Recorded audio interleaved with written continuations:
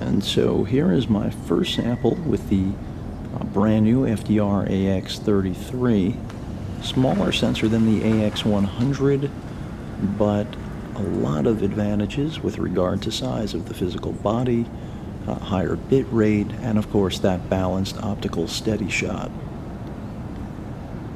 Now it is under 20 degrees, I think it's 19, maybe even colder right now. That's Fahrenheit here in the US. We're looking at the frozen or semi-frozen Hudson River.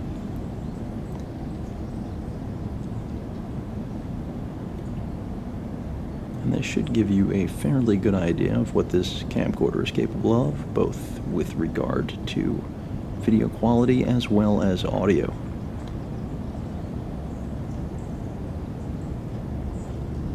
And there we are at the end of the optical reach, and at least what I can see on the LCD as opposed to the EVF, which I am not using, is fairly steady.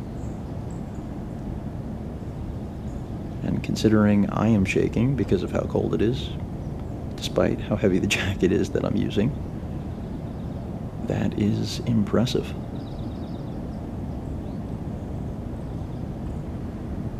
And the rocker for the zoom is very sensitive. You can go very slow or make things fast, as you may have just noticed.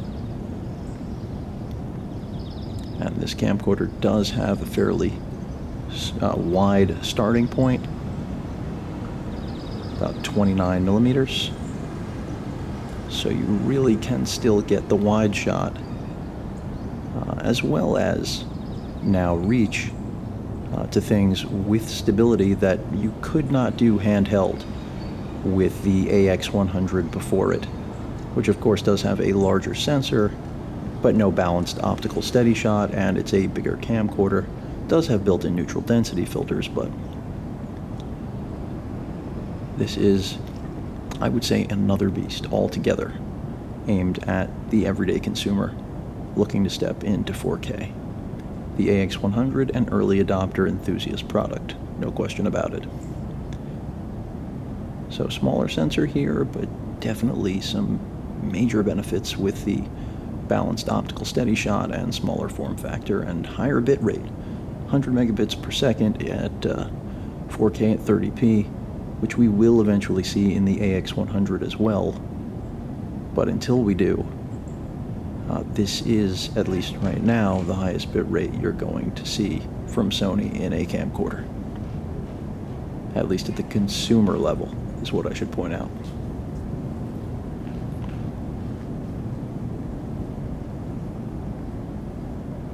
Do some quick panning.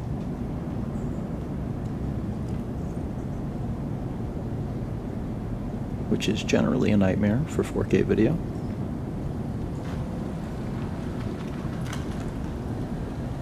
And I am doing this intentionally for all of you, and freezing simultaneously. But I know there are a lot of you out there interested in this, and that's why I wanted to share it as quickly as possible.